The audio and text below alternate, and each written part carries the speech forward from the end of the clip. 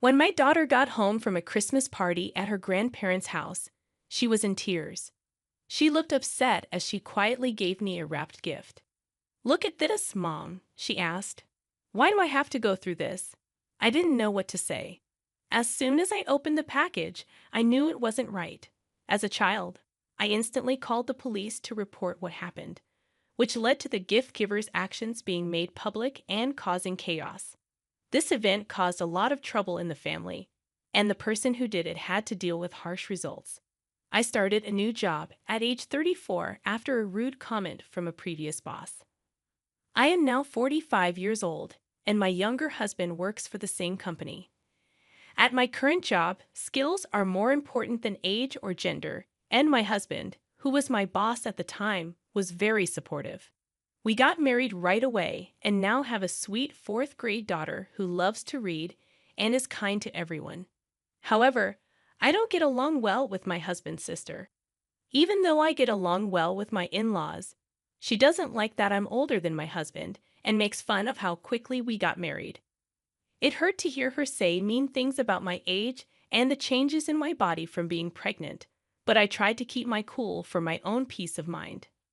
Her attitude only changed after she had a quick wedding and moved away, which cut down on our time together and stopped her from making fun of me. This change lets me focus on getting ready to meet our daughter. Even though giving birth was hard, the birth of our daughter was a happy event in our lives that cleared the sadness that had been affecting our happiness. During the birth of our daughter, it was very important for me to have my husband's steadfast support and positive words. When she cried for the first time in the delivery room, his thanks and appreciation for my work made us both cry tears of joy. But 5 months after our daughter was born, my sister-in-law had a boy and started coming to our house again. Each visit took an hour. Her goal seemed to be to make negative comparisons between our kids and to say mean things about my age, which made my daughter feel bad. She said it was clear from the lines she said were on my daughter's face compared to her child's smooth skin. Her brazenness astounded me as I was adjusting to being a parent for the first time. She wouldn't bring any baby necessities with her, but she would leave with diapers and formula, saying she didn't want to run out. This action really confused me. It seemed like the main reason she came was to put me down and then take goods, like it was her right. Because of her husband's job, they had to move to a different state, so she stopped visiting.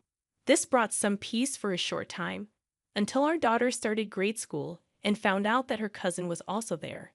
Even though our family relationships were tense, our daughter and her cousin became close friends. She took care of him because she was older, nicer, and more honest. He became well-liked by his friends. They were in the same class by the third grade, and my daughter got praise for a reading review she did over the summer. It was even printed in the local newspaper. Family and friends were talking about this accomplishment, especially when I visited my in-laws. A lot of family members got together this time, maybe because my daughter got an award. But my sister-in-law seemed uneasy about the attention our family was getting. A woman claimed that it was unfair and said the famous book was meant for her son, even though the kids had already read both books and agreed to trade them. The fact that they chose which book report to write together was a team effort that my nephew liked. This event showed how the kids could share and help each other, which was very different from the adults' arguments and confusion. My nephew really liked the book my daughter read first, so she was kind and let him pick it out. When I told my sister-in-law this story, she wrongly thought I wrote the award-winning reflection for my daughter.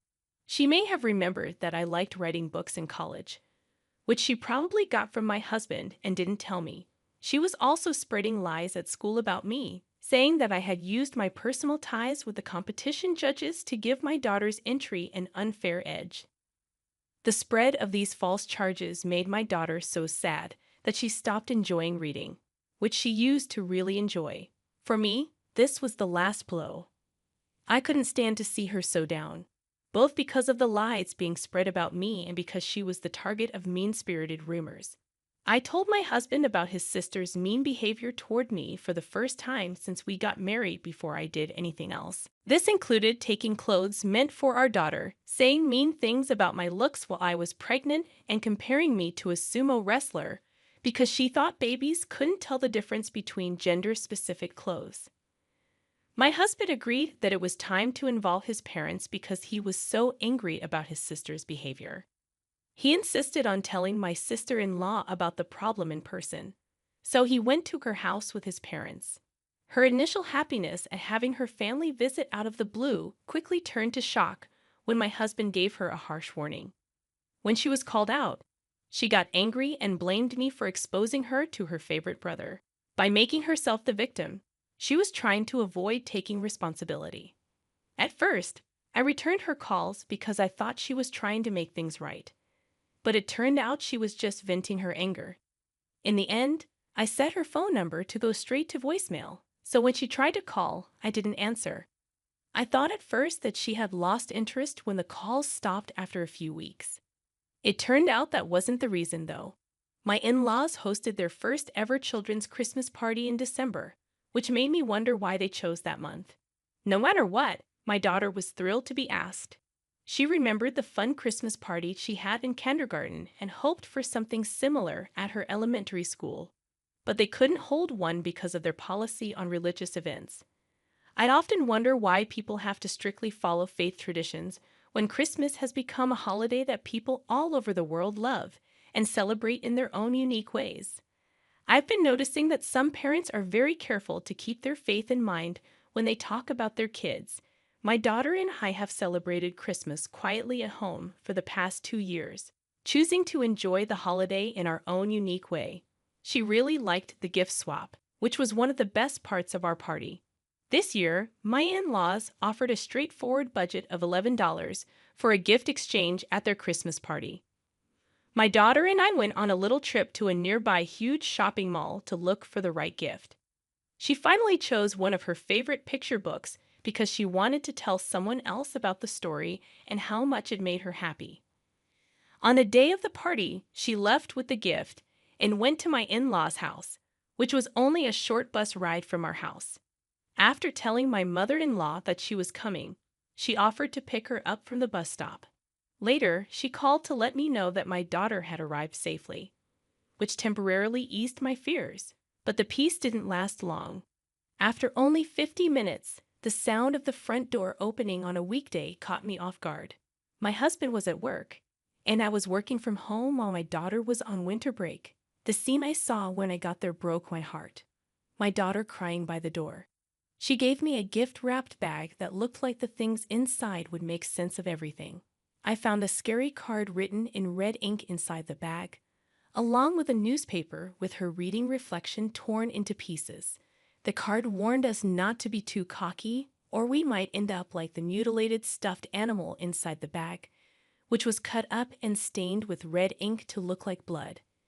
This upsetting act was not at all a harmless joke. When my daughter informed me that my sister-in-law had made this ominous gift, I was shocked. People agreed that adults would not bring gifts to the party because it was supposed to be a happy, kid-focused event. Still, even though I wasn't going with my daughter to the party, I was shocked to find out that my sister-in-law was there and did something horrible to my daughter. If my mother-in-law knew that her daughter was there, she would have told me because she always asked that we tell her about any problems her daughter caused. This misunderstanding upset me and showed that someone was trying to hurt us on purpose. But my mother-in-law didn't know about it. When my daughter got home from school, she was upset. I told her she should tell her grandma what happened. But before she could, my aunt spoke up and said that she hadn't called for her, and that only kids from Christian schools were welcome. When my daughter asked me what a mission school was, I didn't know what to say. A family member was recently accepted into a mission school, which caused a lot of talk in the family. My sister-in-law's son went to a Christian kindergarten. We had heard of family members who didn't know they had ties to these kinds of schools until they started going. We made a different choice. For our daughter, we chose a neighborhood kindergarten and a public grade school. It looked like my sister-in-law used this as another chance to put down my daughter. The frightening gift my daughter got made me very angry, so I hurried to the police station and made it clear how serious the threat was. Even though the police didn't want to get involved at first and said it should be handled as a family problem, luckily a female officer saw how serious the situation was. She understood our fear and promised to visit my sister-in-law that evening with a warning. She knew that threats and violence within families are crimes that need to be reported. I told my angry husband about what happened during the day when he got home. He spoke out against his sister's mean behavior and called his parents, who were holding the Christmas party, but said they didn't know about it. They thought my sister-in-law might have broken in through a back door that wasn't locked while my mother-in-law was busy with other things. The little kids in the family were given the party to plan. After the police officer gave my sister-in-law a harsh warning about what would happen if she didn't change, my in-laws, worried that she might have done something wrong, called a family meeting to talk about it. My sister-in-law and her husband showed up late to the meeting at my in-laws' house. She was clearly upset and not sorry about the police presence, and her husband didn't seem to know what the meeting was for. This situation made the problem seem even worse, which led the family to talk about how to move forward and deal with the root problems. When the husband of my sister-in-law's sister finally found out what his wife had done to our family, he was shocked. Before that, he had no idea how bad things were. When he apologized to us, he seemed truly sorry, which was very different from my sister-in-law, who stayed stubborn and refused to say sorry. Everyone remained silent as she argued that the fact that the police did not arrest her proved her innocence, which was difficult for us to comprehend. Surprisingly, he told her he was going to divorce her. No one saw any outward signs of trouble in their marriage, so this news shocked everyone. He gave a history of putting up with her behavior, which had gone from ignoring housework and child care to making people afraid because she wasn't paying attention. Her concern with how she looked led her to make a lot of moves that weren't necessary. She didn't do these things because it was necessary for her job. Rather, she did them because she was vain and wanted to maintain a certain social status. She often said that their moves were okay because she had high hopes for their son. For example, she tried to get him into fancy kindergartens but failed, which made her feel even worse about herself. In the end, they chose a public school because that's what their son wanted. Even though his wife didn't want to at first, her father supported the choice. The husband's decision to divorce her wasn't a spontaneous one. Rather, it was the result of years of resentment that her most recent abuse had exacerbated. When she heard about the divorce, my sister-in-law was caught off guard. She tried to say sorry, but it was weak and seemed like a last-ditch effort to fix things by saying they were just jokes or pranks.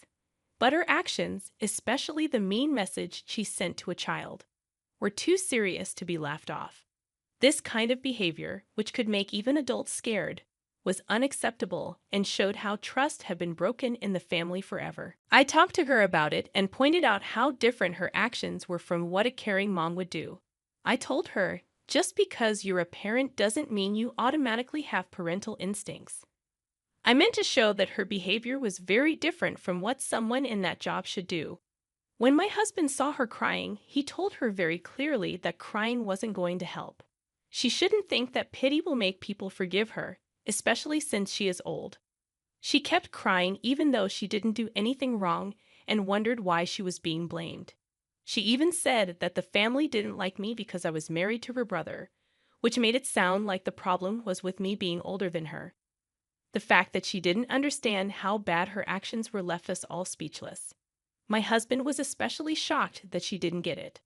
There was a lot of unsolved stress in the room, so the conversation stopped all of a sudden. Her husband had to take her home. She refused to accept responsibility for her errors, which harmed the divorce process later. It wasn't until her son told her the truth about the Christmas party that things changed, and she reluctantly agreed to the divorce. Her son told his friends about the scary gift exchange he saw, especially the upsetting picture of a stuffed animal that was smashed and stained with red that looked like blood. People at school heard about this statement very quickly, which made both teachers and parents worried. After this news came out, it was hard for my daughter to go back to school. The event And the rumors that connected her to her cousin's story made her feel down. People started to guess what link there was between her absence and what happened at the Christmas party, which showed how one careless action can change the lives of many people. I had thought that everything could have been taken care of quietly so that my daughter could go back to school when she was ready. When her cousin told her about the upsetting event, it wasn't to make her laugh. It was a desperate plea for his mother to stop doing what was hurting him. When her husband saw how these revelations affected people, he felt he had to speed up the divorce process and agreed to her terms just to end their split. By that time, she was really well known in the neighborhood for being scary around kids, which made her friends avoid her and even neighbors dislike her. She felt stuck and shamed, so she saw the split as a way out. She thought that going back to live with her parents would make her feel better, but her ex-husband was adamant about keeping custody of their son, and she didn't fight the decision. Instead, she coldly told her son that she didn't care about him because she was planning to get married again and kids were getting in the way of her plans. Her mean words made her son bravely turn her down. He told her he didn't need her in his life and that he was happier with his dad's care. He also told her not to talk to his cousin. When she went back to her parents' house, she was not allowed to stay, which made things worse for her. She had to deal with the effects of her acts by herself. Her downhill spiral put her in dangerous positions. For basic needs, taking out loans from sketchy sources, and then she disappeared from our lives. My husband and his parents decided not to file a missing persons report because they saw her absence as an answer.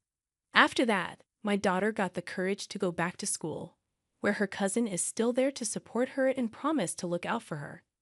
Unexpectedly, this hard time has brought our families closer together, especially with my ex-brother-in-law, as we work together to help the kids. In the absence of my sister-in-law, my in-laws have taken care of and loved both of my grandkids with open arms. Now that she's not around, our family is at peace and has built a strong, trusted bond that was missing before.